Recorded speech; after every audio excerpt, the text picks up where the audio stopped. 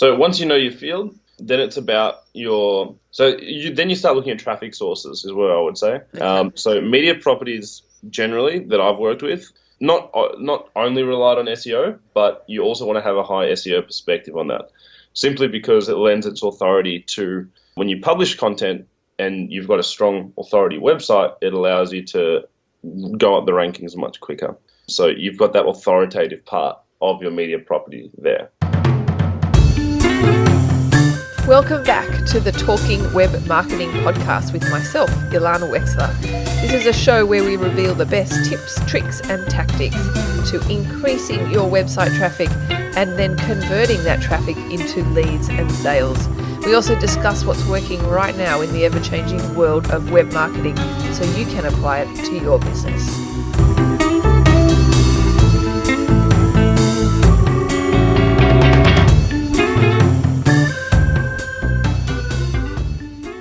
Welcome back to another episode of Talking Web Marketing. I'm your host, Ilana Wexler from greenarrowdigital.com, and today I'm interviewing a person called Stephen Esketzis. And I recently heard Stephen talk at Traffic and Conversion Down Under, and he's a very interesting guy. He's certainly not new to the internet marketing space. He's been around the traps for a while. He's done lots of interesting and different things, which he talks about on today's episode. But what I actually brought Stephen on today's episode to talk about is how he built a publishing company or a media property, an authority website. He's been very successful at doing this. He built one of his properties up to a traffic volume of about 50,000 unique visitors per day. So that's huge amounts of traffic. And he explains exactly how he did it, the strategy behind it, how big his team was to do so, etc. And we really break down the whole process of how he did it, and importantly, how you can learn from that and how you could do it yourself. So we actually talked for quite a while, and he shared lots of nuggets of gold. So I had to separate this episode into two parts. So let's get stuck into part one of a two-part episode. So welcome to today's episode, Stephen Esketzis.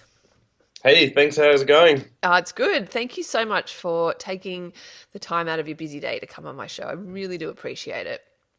No, it's my pleasure.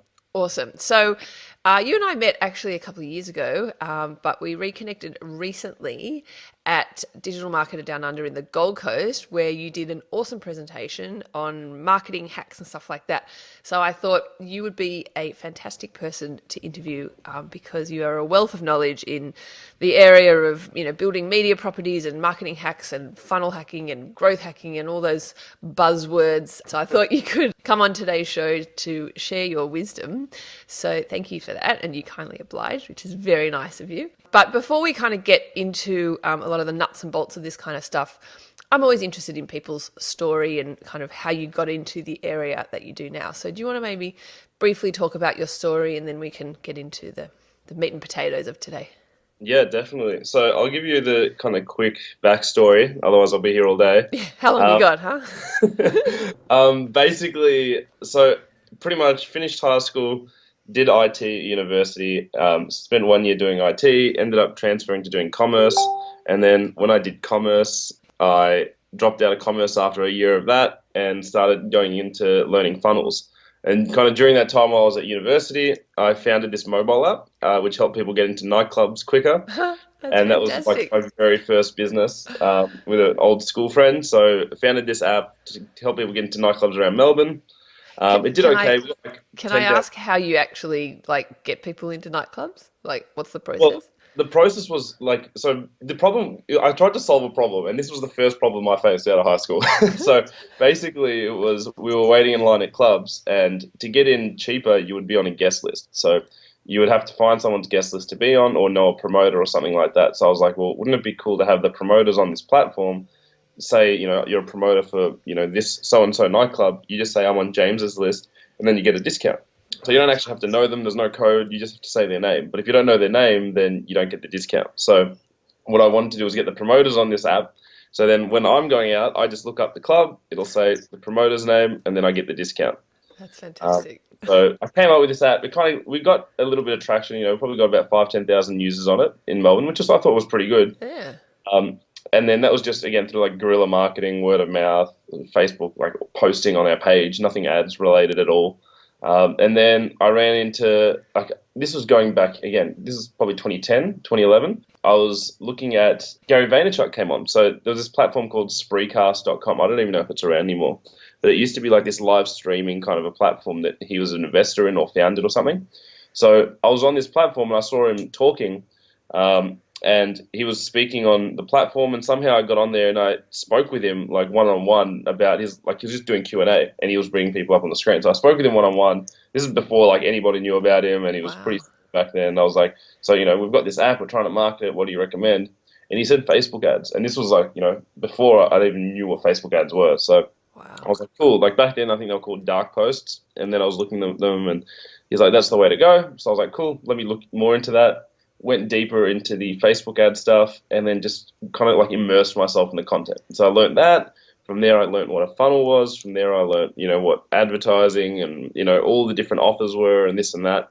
And I ended up just jumping ship into that industry out of the app and the nightlife space. We did a few more things with the app, but yeah, totally left that and got into digital marketing. Little did I know. And then from there, I kind of just self-taught myself everything, like, learned all the content from all the influencers, Ryan Dice. I found like John Loomer's Facebook stuff. I found, even what Vaynerchuk was putting up, Russell Brunson, all these guys. And I just kind of learned more and more and more. And then at that point, I had a blog. I was blogging a bit, just about content marketing, SEO, and Facebook and all of that. And then I just started picking up a few clients, helping them out with their sales funnels. So I would be building them their funnels. And, back then it was just, again, like, people I'd find in groups and things like that. And I started building all these funnels. And then at some point around that period, ClickFunnels launched. And I think that was, about 3 or 4 years ago now. And I started playing around with ClickFunnels, and I was familiar with kind of a lot of, the tech and the knowledge. And I also kind of knew the industry at the start of that. And I was just blogging about it. I was like, this is a really cool software. It could be really big. Like, it's like run by this guru, and it's all internet marketing-y. And I started blogging about it. And then I was like, I started using it, started building funnels with it. And then Russell and his team reached out to me because they're like, hey, we saw you writing stuff on your blog about ClickFunnels. We're looking for a content marketer to do all that content. Would you be interested? I'm like, yeah, well, I'm writing about it anyway. I may as well get paid to do it and, do it to a bigger audience. So I connected with them, worked out a deal, made sense, and ended up becoming their head of content marketing as a contractor for about 2 years, I think it was. That's awesome. So, yeah, I kind of fell into that role, and then you learned a lot in that role. Yeah, so it was really good. I was like, oh, you know what have I got to lose right now? May as well do it anyway. Because I was just doing, and at that time, I also started to hate client work because the whole point is like you got to do the delivery, you got to sell, you got to do this. It was just a one-man band.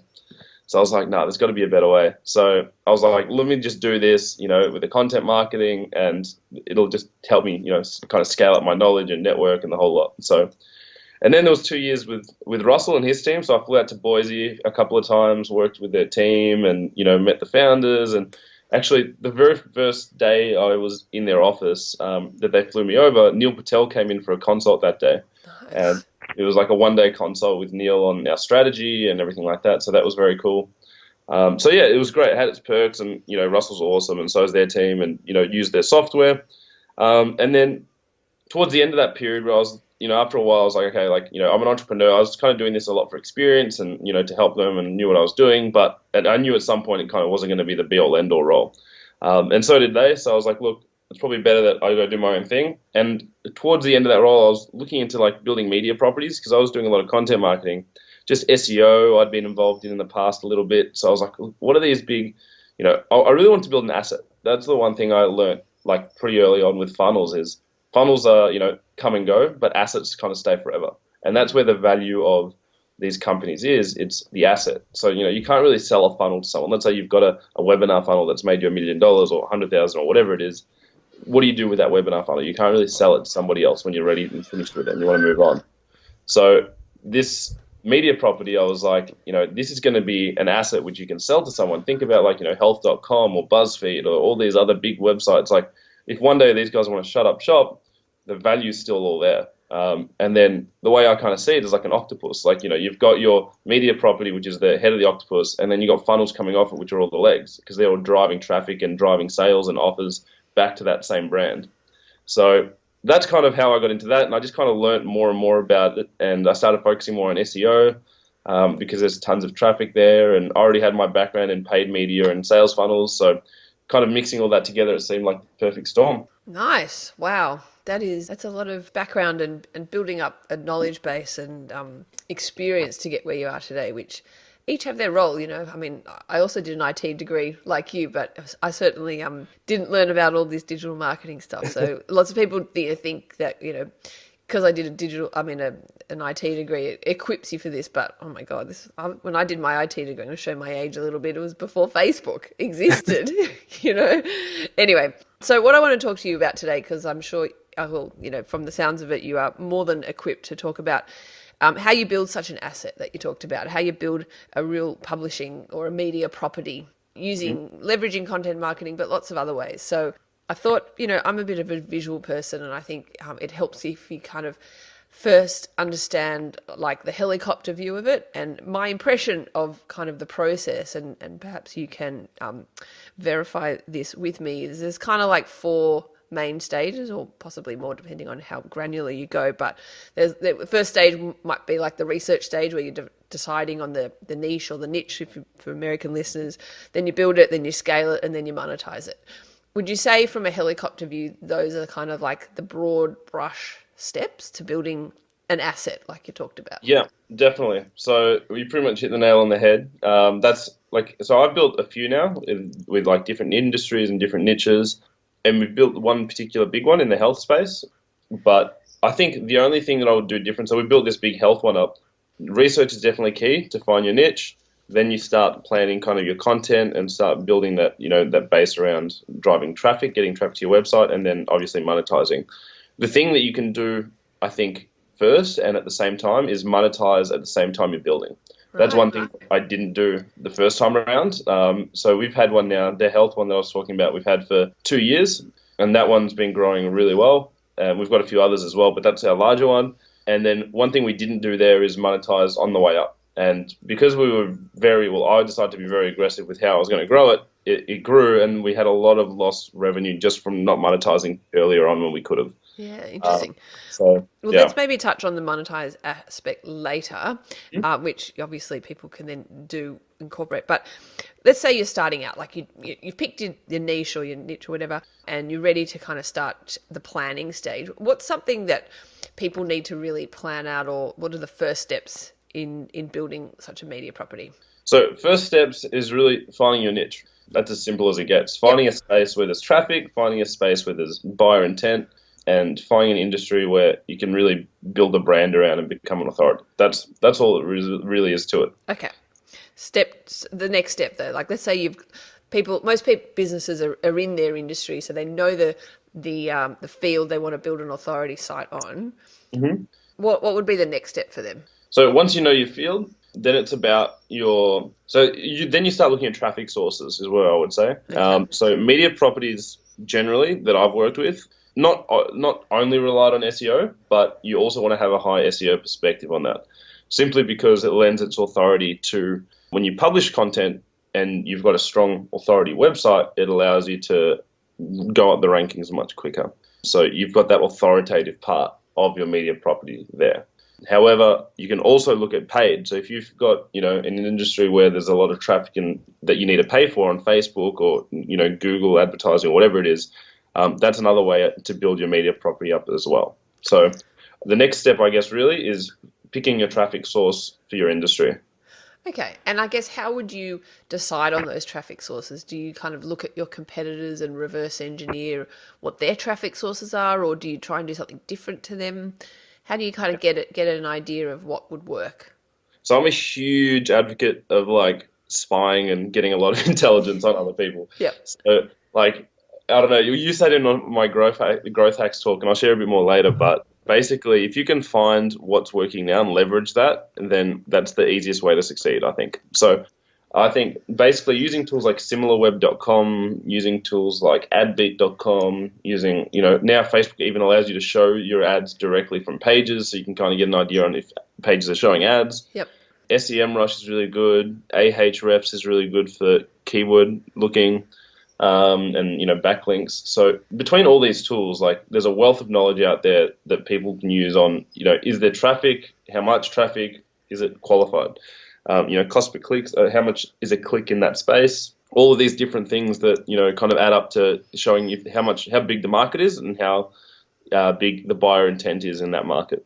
Right. Okay. So the higher the cost per click, in theory, the more buyer intent, the more competitive it is. Yeah.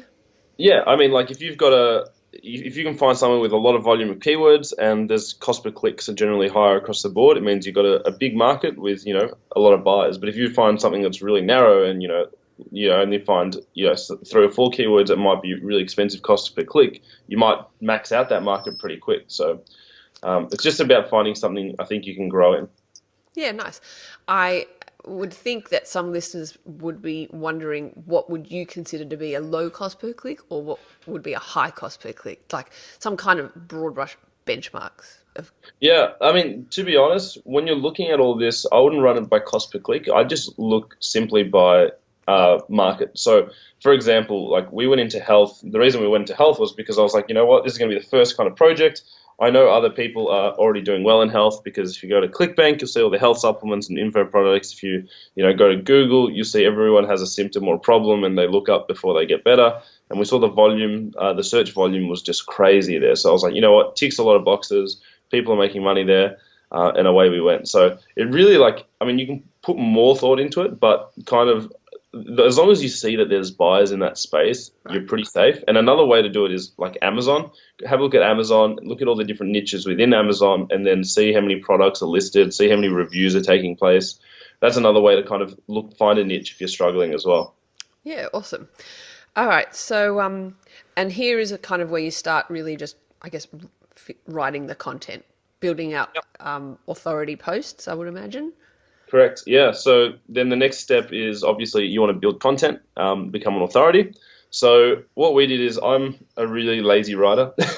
Me too. I'm a writer that, like when I write, it's probably golden, but when I don't write, which is 99% of the time, nothing comes out because I don't like sitting there and writing. I only usually do 1 post a year, and that's like a summary of my year. But aside from that, I really don't write any content. So you'll be surprised to know I haven't written a word of content on any of the media properties I own. Wow. Which is cool. So what we do is we hire writers, and we've got a long-winded process for that. But we started hiring writers from the US and Canada, and then we expanded hiring writers to the Philippines because it's a lot cheaper and their English is actually really good. And then we have now a very stringent process in filtering good writers from bad writers. We put them through tests and hurdles to make sure that the quality is up to standard. And then it's just about kind of building like a factory of a writing team. So the way I see it is, if you go to a factory, you've got the inputs that go in, you've got the process, the operations to, turn the inputs into a product, and then you've got the output. So same with writing, where you've got the writers at the inputs, they'll start the content, and then it goes into the editing phase. So it'll go through 1 or 2 rounds of editing, and then once the editing's done, it'll get passed on to the publishing team. So they'll format the article, publish the article, and then it gets syndicated out on your website, on your social media, and away it goes. Wow. So can I ask how many people are involved in the process of publishing an article? Yeah. So, you've got your writer, then you've got your editor. So for us anyway, we've got a writer, then we've got an editor, then we've got some people who do designs on that article. So we'll get a custom design made for like a featured image or in-content designs, and we'll add images. So that's 3 people. And then after that, it goes into formatting. So it gets published on the website. That's 4 people. And then the 5th is syndication and scheduling. So 5 people are in the process from start to end. Awesome. And so I guess when you're sort of starting to build it out, do you adhere to a publishing schedule, or do you just kind of publish as much as you possibly can? In the beginning, I tend to publish as quick as I can because we want to gain that ranking as quick as we can. But the more you publish and the more content you've got coming through, the slower you can go. So we didn't have all these writers and this big team to begin with. We just had a writer. So it was before that, it was just a writer and then me vetting the content and then sending it back, and they fixing it, and then me fixing it, and then publishing it. But if you want to just gain that traction early on, we just publish straight away to start indexing on Google because we're brand new. Yep. But if you're already started and you've got, say 30, 40, 50, 60 posts already on the website, then you can start scheduling out, once a day or, twice a week or whatever it might be. Because Google, I think, likes seeing articles come out again and again and again. They get used to seeing things published on their website. That means they'll index you quicker. And, the relationship between your site and Google is a good one. Yep. What are some of the ways that you, I guess, come up with new content ideas? I mean, sure, when you're starting out, you'll have, you can identify your pillar posts and, the classic kind of things you got to talk about. But, when you're publishing every day, I'm sure you very quickly run out of ideas. Well, I guess I would. Yeah. So I mean, the keyword research phase of that, tools are your best friend. So Ahrefs is really good for this. SEMrush is, again, really good for this. So what you want to do is, let's say you want to do an article on health benefits. So we've done heaps of health benefits. If you put in just the word health benefits, it'll show you all the health benefit types of keywords that are out there. So health benefits of bananas, health benefits of turmeric, health benefits of apples, whatever it might be. So we go through that process of, keyword research, finding broad keywords, then narrowing it down to a second level, I guess, like a tier 2 long tail level. And then once we've narrowed it down, we then look at the volume of each of those searches. So we'll look up how many people are searching for, health benefits of bananas. Is it, 80 a month, 800 a month, 8,000 a month?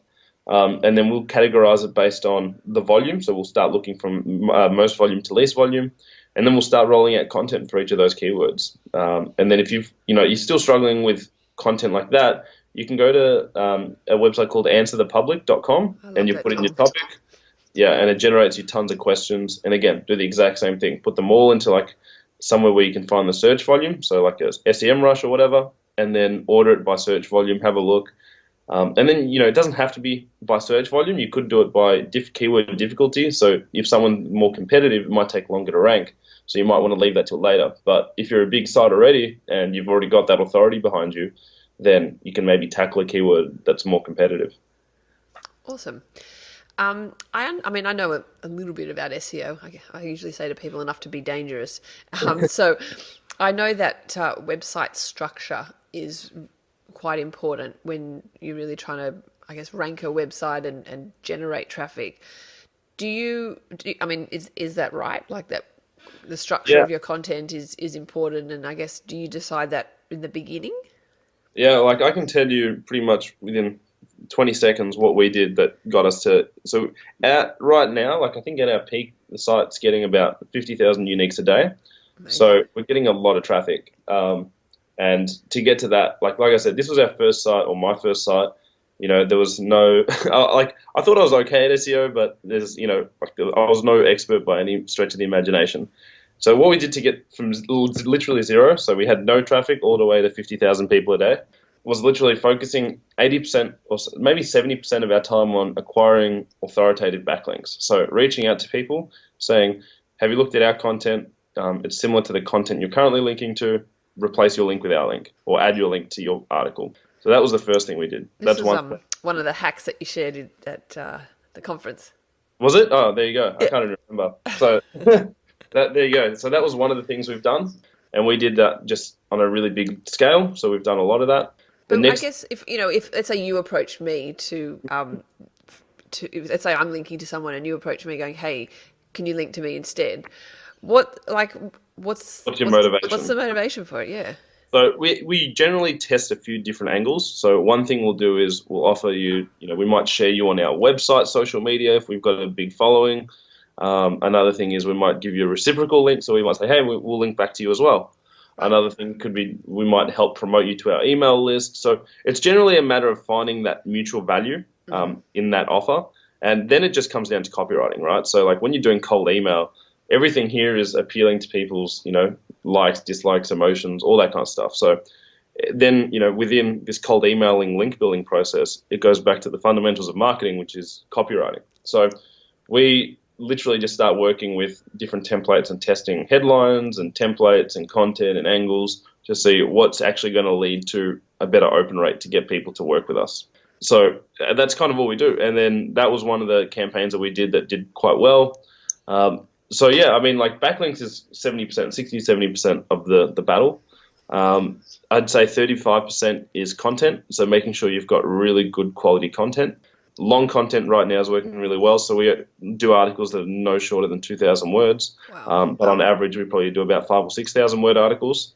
And then on page probably counts for about 5 to 10%. From what I found, I mean, if we did it, we'd probably do even better. But we really haven't spent that much time doing on-page optimization, and our structure's all over the place. That's something I would recommend doing. I don't think it's worth skipping, but we just didn't spend much time on it on the way up. We just focused on what we were good at. But lately, Google's rolled out an algorithm which is starting to affect a lot of sites and saying that, they really want to make sure that the authors behind all your content have, legitimate background in the knowledge they're writing about. So they recently slapped a lot of sites for saying, you might be writing all this content, but, we're going to start outranking people who have proper medical doctorates and things like that, or, who have some sort of legitimate experience in the space, rather than, say me writing an article on, how to lose weight in 60 days or something like that. They'd rather Google now is starting to focus on people who have that experience, who have a PhD or some sort of, experience from university or something like that to write the articles. So what you'll start seeing, I think, over the next kind of 6 to 12 months is, and we're also doing this, is starting to get people who have that experience to start reviewing a lot of articles by writers to prove that this is good, legitimate backed information with someone with experience. Crazy. Which is a good thing, because like if you're searching for something, I've done it all the time. How do I get rid of a cold in 2 days? Then you want to make sure you're reading something that's not written by some outsourced person who has no experience on the topic and it just ranks well. You want to make sure the content's good. So they're really cleaning it up, which is really good to see. Sorry, folks, I have to interrupt the episode there because we had to break up this episode into 2 parts. So you've just finished part 1 of this episode. Stay tuned for part 2 and be sure to check out the resource that we will have available for today's episode at talkingwebmarketing.com. That actually does redirect you to the podcast section on our website, which you can check out, so you can download the show notes. And yeah, stay tuned for part 2.